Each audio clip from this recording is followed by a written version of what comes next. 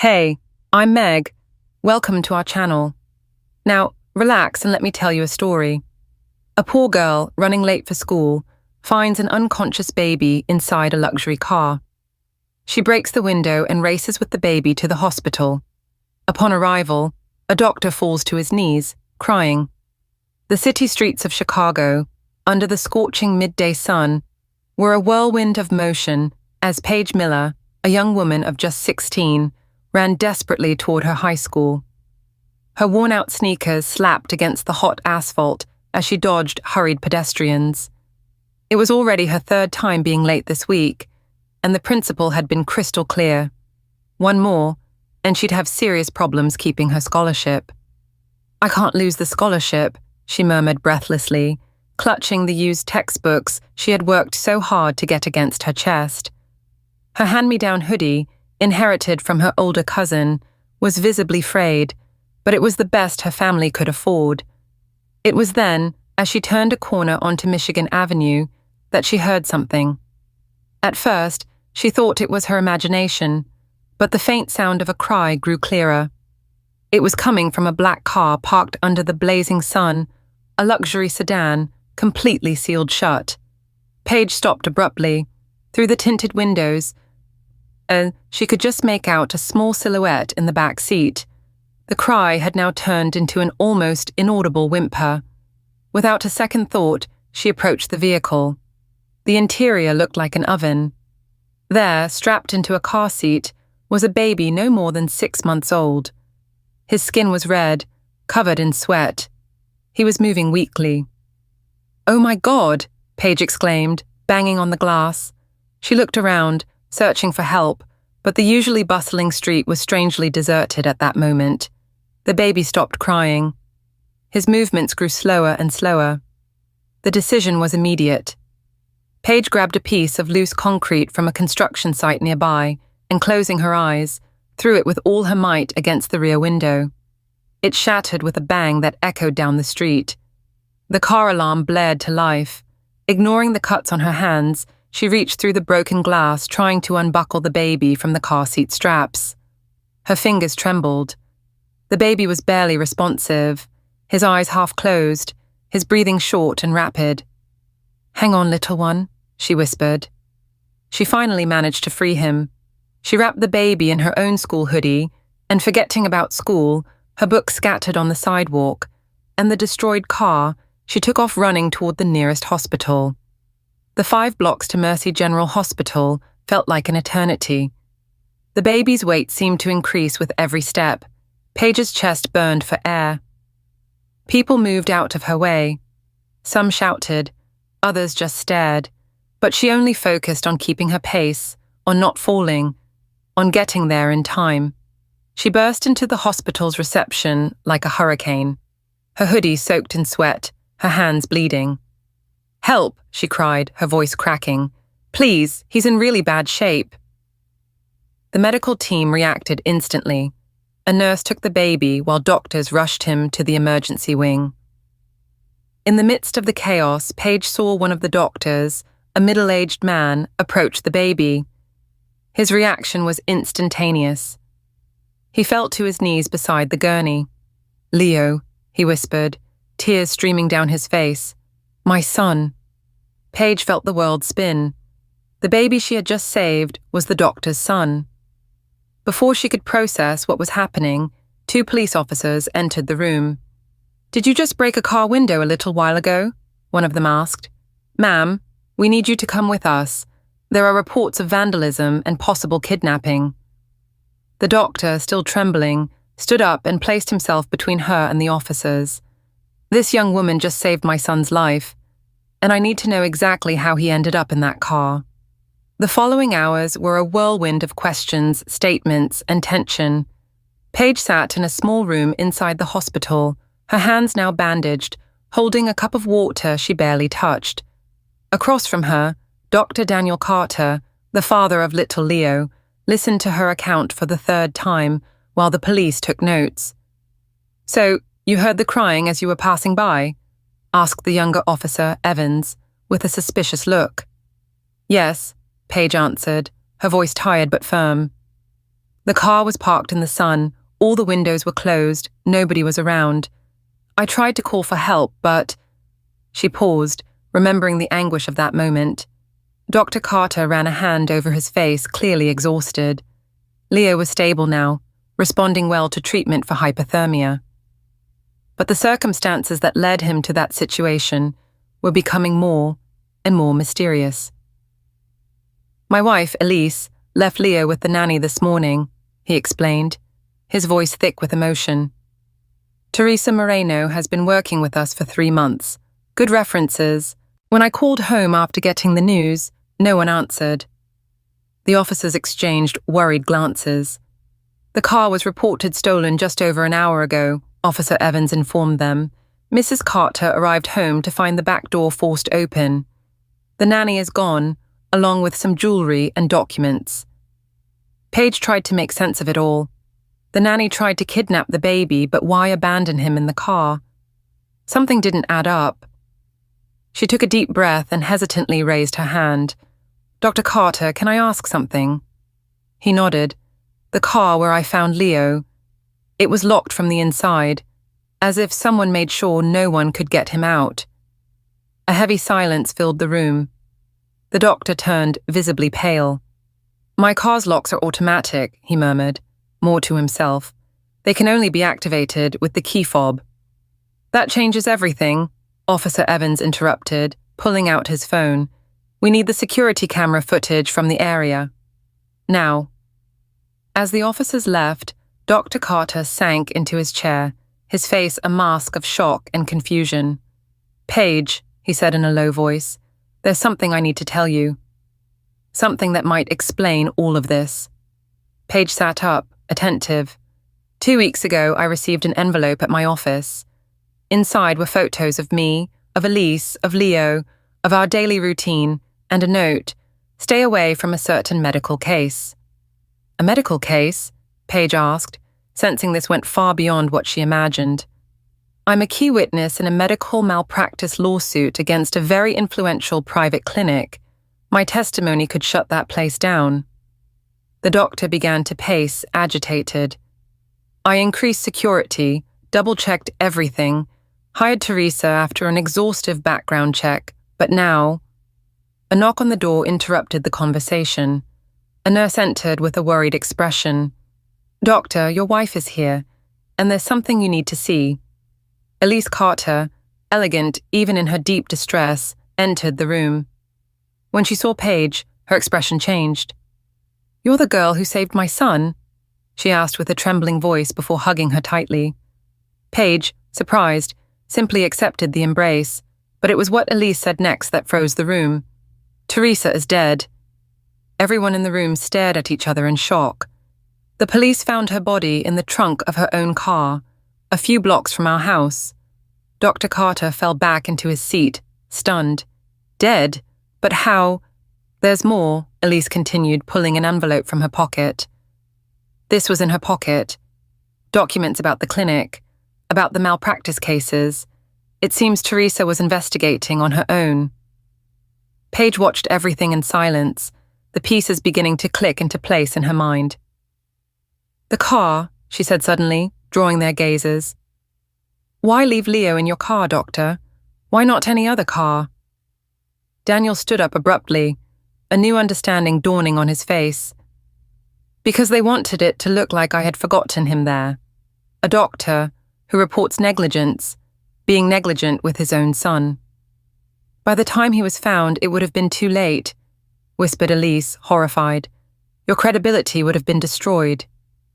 And Teresa found out, Paige completed, her voice strained, and for that... Another knock on the door interrupted them. Officer Evans entered, holding a tablet. You need to see this. On the security video, 2 men could be clearly seen approaching Teresa near the Carter's home. They forced her into a car. A few minutes later, the black sedan, Dr. Carter's car, pulled out of the garage, driven by one of the kidnappers. We've identified one of the men, Evans said. He worked as a security guard at the clinic being investigated. Dr. Carter held his wife's hand, His face was a mixture of pain and determination. "This goes beyond a malpractice case," he murmured. "And thanks to you, Paige, they failed." Paige looked at her bandaged hands. Simply being late for school had placed her at the center of a plot she couldn't have imagined in her worst nightmares. "What now?" she asked quietly. "Now," Evans replied, looking at her seriously. "We need to keep all of you safe while we unravel this conspiracy." He then turned to Paige with a slight smile. "And honestly, I think we need to talk to your school about your absence today. After all, you saved a life." Elise approached, now calmer, and placed a hand on Paige's shoulder. "You didn't just save my son," she said softly. "I think you helped expose something that could save many other lives." As if to confirm his mother's words, Leo's cry echoed from the next room. It was a strong, healthy cry. Everyone smiled in relief. Paige finally allowed herself to take a deep breath. For a moment, everything was quiet. That night, Paige returned home, accompanied by a police officer. Her mother, Anna, was at the door, her eyes filled with a mix of worry and relief. The school had already called about her absence, but rumors, as always, traveled faster in the neighborhood. And the word was that Paige had saved a baby and was involved in something much bigger. "My brave girl," Anna whispered, hugging her tightly. The officer briefly explained the situation and asked for discretion for safety reasons. Inside their modest apartment, Paige sat at the kitchen table while her mother put a kettle on for tea. The familiar gesture calmed her, even as the day's images replayed in her mind. "The principal called again," Anna commented casually, stirring the water. "After she heard what you did, she dropped the warning about your tardiness and wants to see you in her office first thing tomorrow." Paige just nodded, her thoughts still at the hospital, with Leo and the dead nanny, with everything they had discovered. The buzz of her phone startled her. It was a text from Dr. Carter. Teresa left a letter. "We need you to come to the hospital tomorrow. There's more you need to know." The next morning, the sky was overcast. Paige arrived at school early. Against all expectations, the principal greeted her with a warm hug and words of admiration, but the biggest surprise came next. "Dr. Carter has insisted on arranging a full scholarship for you," the principal said. "For your courage, he believes you deserve every chance." Paige's heart pounded, a mixture of relief, gratitude, and fear. She still didn't understand everything that was happening, but she knew she was in the middle of something far bigger than she could have imagined. After school, she went straight to the hospital. At the entrance, Elise was waiting for her with a more serious expression. "We've been receiving threats," she explained as they walked through the corridors. "But the contents of Teresa's letter are even more frightening." In Dr. Carter's office were Officer Evans and a pile of documents spread across the desk. "Teresa wasn't just a nanny," Daniel began, his voice firm but tired. "She was an investigative journalist. She had been gathering evidence against this medical network for months." Paige's eyes widened. That explained so much. "The clinic wasn't just negligent," the officer added. "It's part of a larger scheme. Fraudulent tests, unnecessary treatments, all for money." "But why did she become a nanny?" Paige asked, though she already suspected the answer. "Because she knew I was involved in the investigation," Daniel replied. "She wanted to protect us and stay close to investigate further. Teresa discovered a plan to destroy me, but she didn't imagine they would act so quickly or so violently." Elise, who had been silent until then, picked up the letter with trembling hands. She knew she was in danger. "The night before all this, she hid a flash drive at our house, with all the proof. The letter says she hid it where secrets sleep, but never rest." Paige felt a shiver. "Leo's room," she murmured. "The cradle. Teresa's phrase. Babies sleep, but they never truly rest. It's hidden in his crib." Elise's eyes lit up. Of course. Teresa always spent hours in there singing to him. Officer Evans stood up immediately. "We have to go if they find out before—" He didn't need to finish the sentence. A commotion in the hallway made them all jump. The office door flew open. "Doctor, your house is on fire." The next few minutes were chaotic. Sirens, shouting, smoke in the distance. When they arrived at the Carter's house, firefighters were already battling the flames. The fire was concentrated in Leo's room. "My God," Elise murmured, covering her mouth with her hands. While the firefighters tried to control the blaze, Paige noticed something strange. A man dressed inconspicuously was watching the scene from the corner, too intently to be just a curious bystander. When his eyes met Paige's, he turned and started walking away quickly. "There," she shouted. "That man is running away." Officer Evans took off, calling for backup on his radio. Paige, still shaking, remembered something she had seen in Leo's room during a recent visit. A detail that now made sense. "The mobile," she exclaimed. "The crib mobile." Teresa always wound it up before putting Leo to sleep. She used to say it had a very large music box. Because it wasn't just a music box. Elise completed, her eyes wide. It was the hiding place. As soon as the firefighters allowed them inside, they all went to the destroyed room. Despite the charred surroundings, the mobile had survived, protected by a metal frame.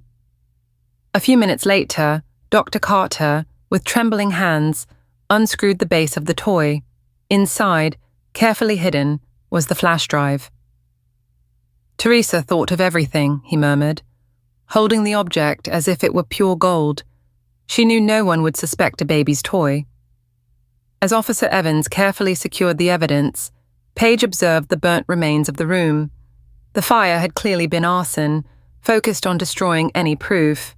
"They didn't count on Teresa being so smart," Elise said, placing a hand on the young woman's shoulder.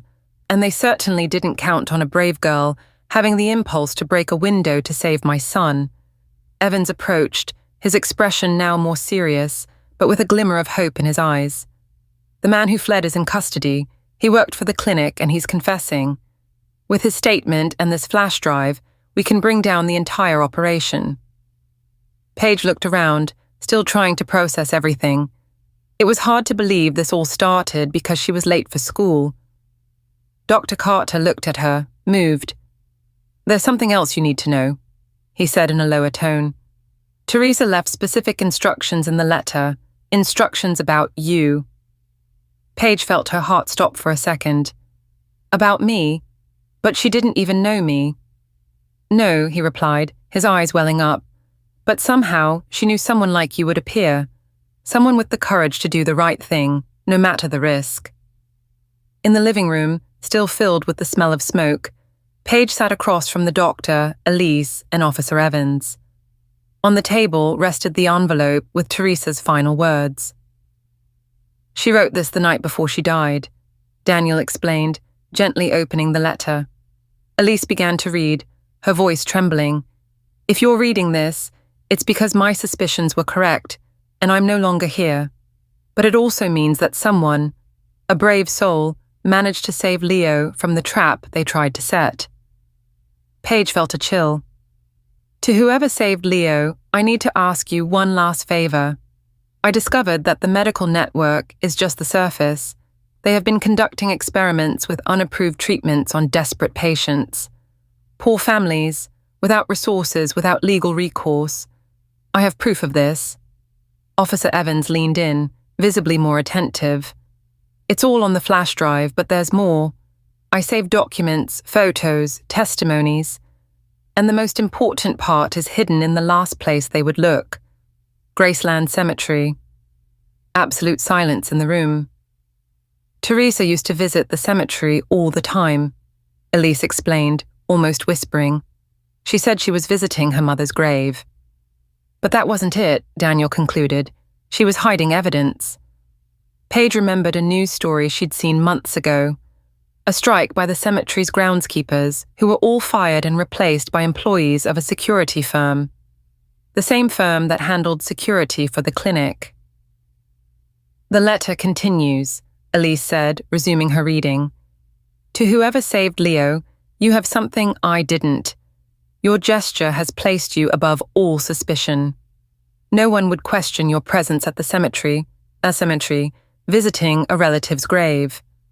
Plot 342, Section D.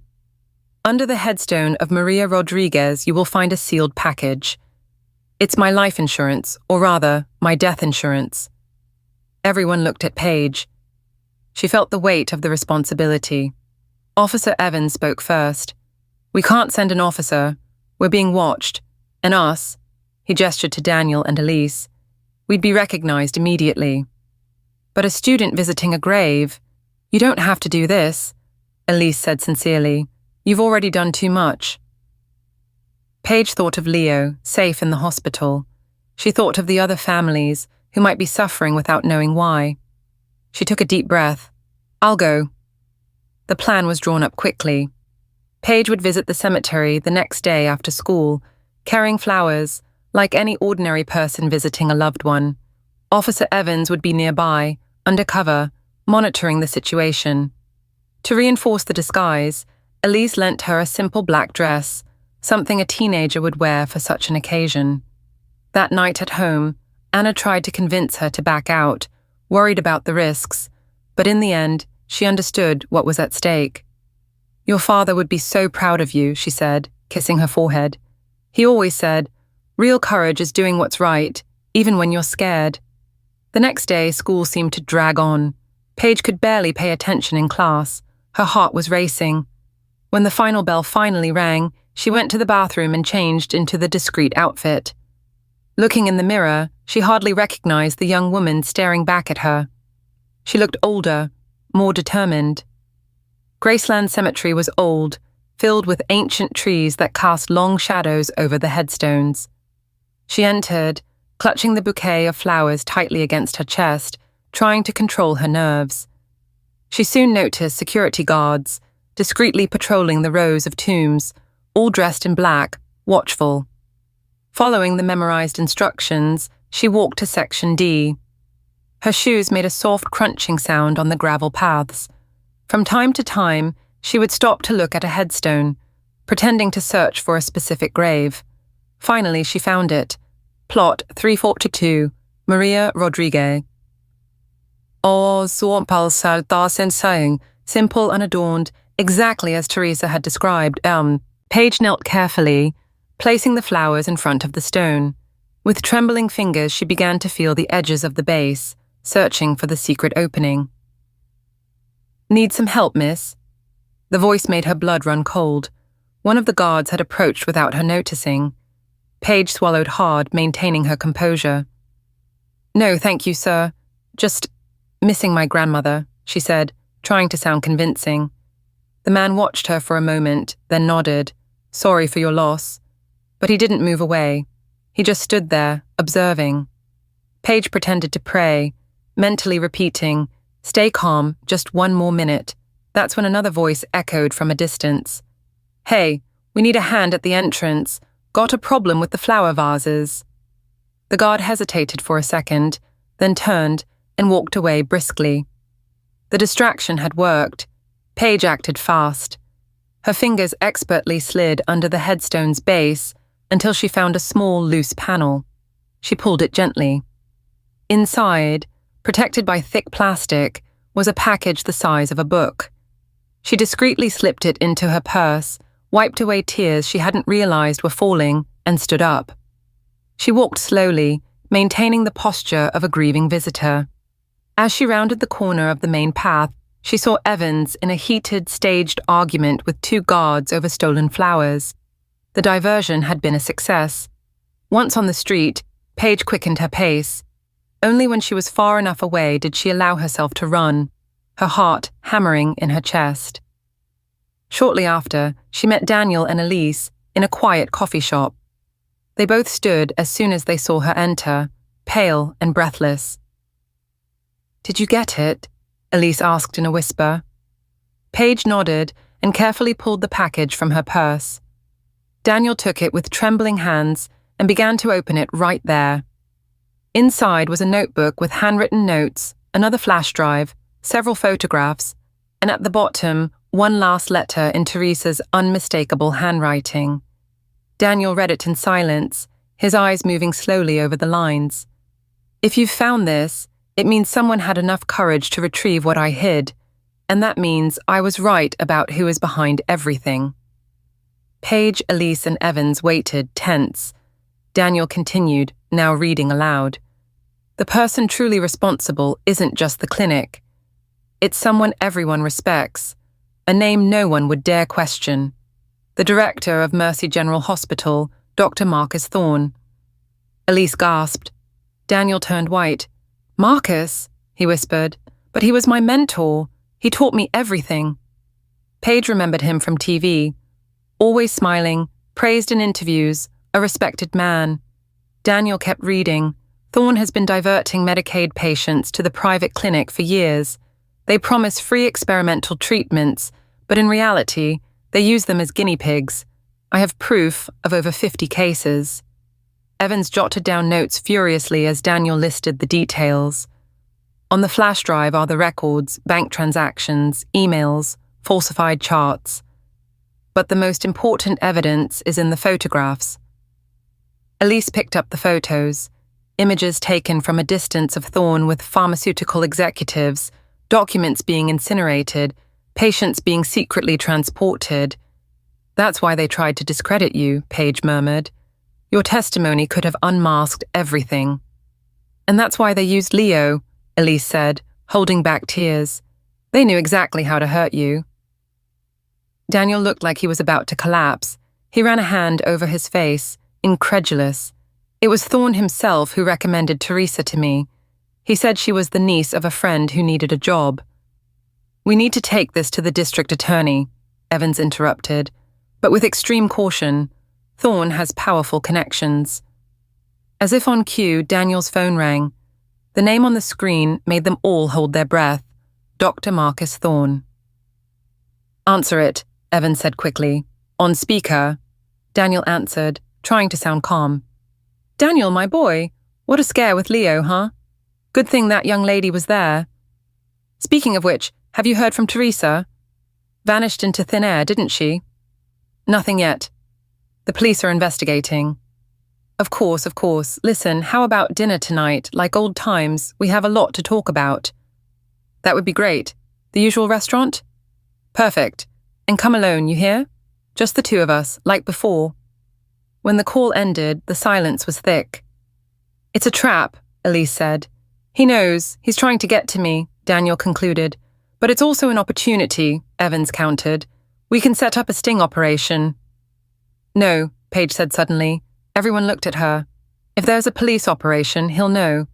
Thorne has eyes everywhere. We need something more subtle. The next few hours were a quiet and meticulous rush. Paige insisted on participating. Despite everyone's resistance. I'm already in this up to my neck, she argued firmly. Besides, no one will suspect me. The plan seemed risky, but it had potential. That evening, at 7:45 p.m., the elegant restaurant on the Gold Coast was buzzing. Full tables, hurried waiters, clinking glasses. Among them, Paige, dressed in a borrowed waitress uniform, moved with natural ease. She already worked weekends at her aunt's cafe, so she knew exactly how to act. Shortly after 8 o'clock p.m., Dr. Daniel Carter arrived and was led to a table in the most secluded corner of the restaurant. 10 minutes later, a smiling Marcus Thorne entered, seemingly at ease. Paige approached to take their order, while her phone, hidden in her apron pocket, was already recording every word. Outside, Officer Evans and his team monitored everything from a van, listening to the audio feed in real time. Daniel, my dear boy, Thorne said in a fatherly tone, but with a hint of poison hidden beneath the smile. I hear you've been getting a little too curious. Curious? About what? Oh, come now. You know what I'm talking about. This business with investigations, the clinic, the patients. Is it really worth losing everything over? Daniel remained calm. Paige stayed nearby, pouring water, pretending to wipe down the adjacent table.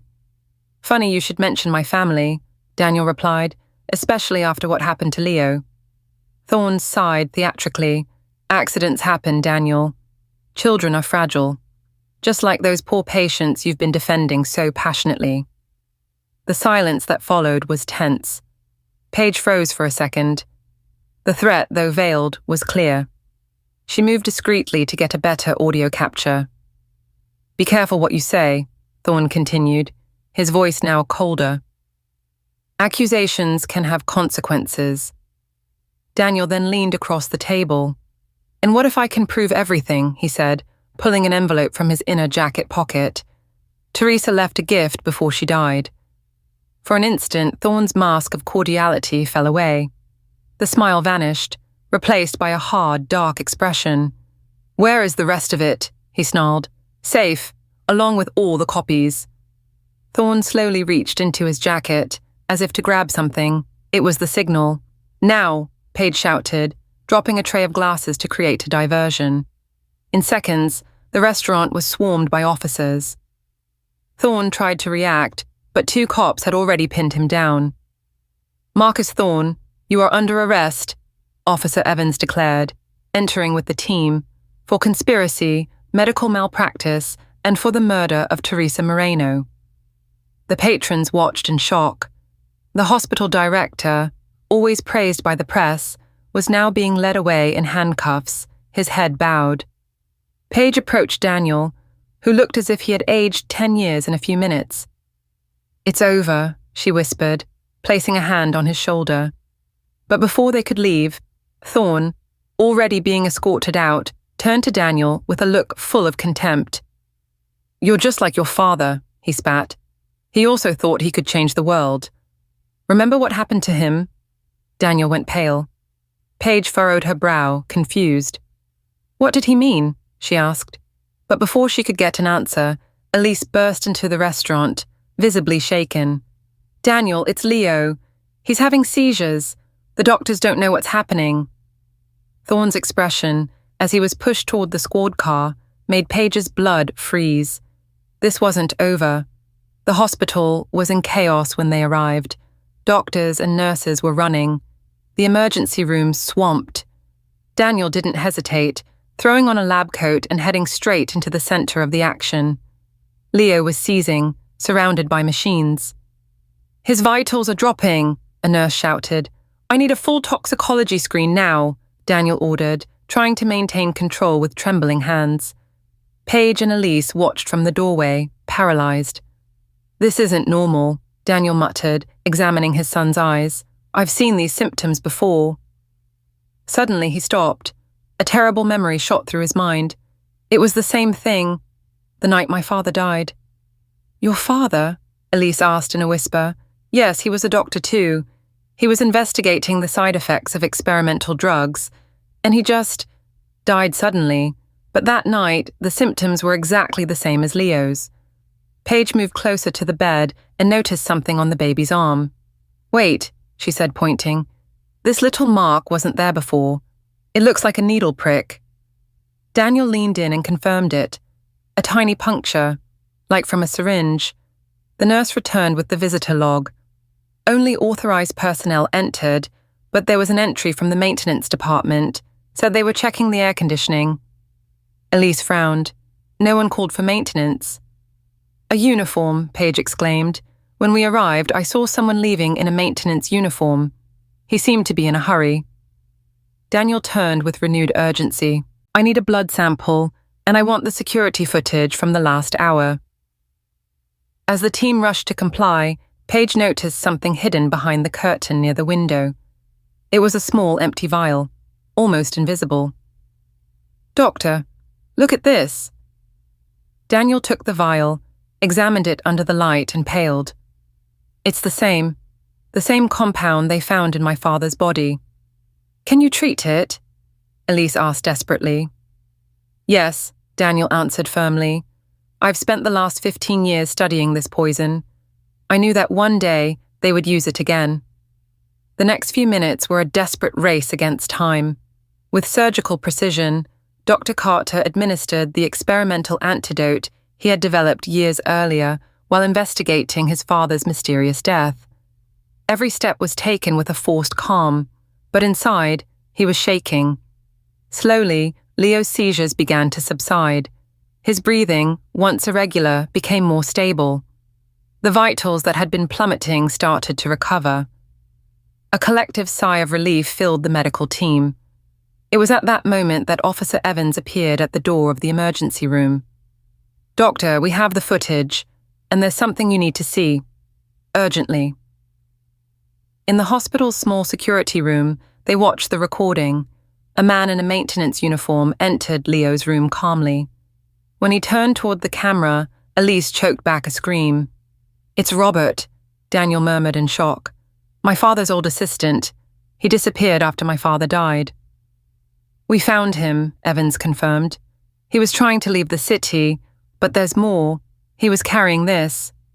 On the table, the officer placed a set of old, time-stained documents. They were records of experimental trials signed by Marcus Thorne and by Daniel's father. "Your father discovered they were using patients as guinea pigs for experimental drugs," Evans explained. "When he threatened to expose them, Thorne had him eliminated. Robert carried out the plan." Paige felt her stomach churn. It all connected. It was all worse than they had imagined. "They tried to do the same thing to Leo," she murmured. "Not just him," Evans corrected. "Robert confessed everything. The plan was to eliminate the entire Carter family. The poison was being administered in small doses in the water you were drinking at home. That's what made Teresa suspicious. She noticed the symptoms in all of you." Elise brought a hand to her mouth, horrified. "That's why she offered to be the nanny," Daniel whispered, "to protect us, and she ended up paying for it with her life." In the pediatric ICU, Leo was finally sleeping peacefully, his face serene, his small arms twitching slightly in a baby's dream. Paige watched from the door. Daniel held his son's hand as silent tears streamed down his face. "My father's legacy," he murmured. "All these years, I thought he died in vain, but his research saved my son." Elise approached Paige, hugging her fiercely. "And thanks to you," she said. "Thanks to your courage, we were able to see the truth." Paige smiled shyly, not knowing what to say. One simple act, breaking a car window, had unraveled a web of corruption, murder, and silence that had lasted for decades. Outside, the sun was beginning to rise, painting the sky in shades of gold and orange. It was the first sunrise Paige had seen with a sense of relief in a very long time. She still wondered, deep in her heart, if it was really all over, or if more shadows were still lurking. About a month later, the trial took place. Paige sat in the courtroom, watching intently as the judge read the sentence against Marcus Thorne and the others involved. Elise and Daniel were there, a healthy and smiling Leo in their arms. Beside her, Daniel stood firm, though visibly emotional. For the crimes of conspiracy, medical malpractice, and for the murders of Teresa Moreno and Dr. George Carter, this court finds the defendant guilty, the judge announced. The words sounded like the closing of a circle. Robert, the former assistant, had confessed everything, providing records, details, dates, irrefutable proof linking Thorne to the death of Daniel's father, the illegal trials, the bribes, and the plot to eliminate the family. Outside the courthouse, Daniel stopped in front of Paige. "My father used to say that real medicine isn't just in the drugs, but in the heart of the one who cares." He took her hand, his eyes welling up. "And you showed that the day you saved Leo." "I just did what anyone would do," she said shyly. "No," Elise interrupted firmly. "You did what very few would have the courage to do, and because of that, we were able to find the truth. Not just about Leo, but about Teresa, about his father, about all the patients who suffered in silence." Evans approached the group. "The investigations are ongoing. We're finding more families, more victims, and it all started because of you, Paige. Because you decided to act." Paige looked over and saw her mother, Anna, standing nearby, smiling and crying at the same time. "Dad always said that real courage is doing what's right, even when you're scared," she murmured. "And he would be immensely proud of you," Anna replied, pulling her into a tight hug. Daniel then took an envelope from his pocket. The scholarship was just the beginning. Paige opened the envelope with trembling hands. Inside was an acceptance letter to a special pre-med program at the University of Chicago. She could hardly contain her tears. "But how did you know?" Elise smiled. Teresa mentioned you in her last letter. She said that in a conversation at the cemetery, you talked about your dream of being a doctor. She believed in you, and we believe in you too. Daniel added, the program is demanding. It will require a lot of study, but if there's anyone who is going to be an exceptional doctor, it's you. A doctor who heals and fights for the truth. Tears flowed freely down Paige's cheeks as she clutched the acceptance letter. Anna cried beside her, overflowing with pride. Across from them, Leo, in Elisa's arms, giggled and reached his little hands out toward Paige. She took him gently, rocking him in her arms. It was hard to believe that this baby, with such lively eyes and an innocent expression, had been the catalyst for an investigation that dismantled a network of crimes covered up for years. You know, Dr. Daniel Carter said, watching the two of them with tenderness, my father used to say that true heroes aren't the ones who seek to be, but those who simply do what is right when the opportunity appears. Elise added, and sometimes those moments of courage lead us exactly where we're supposed to be. 1 year later, Paige walked through the halls of the Pritzker School of Medicine, her books clutched against her chest, just like that day so long ago when she was running desperately to not be late for school. But now, her face no longer carried haste. It carried purpose.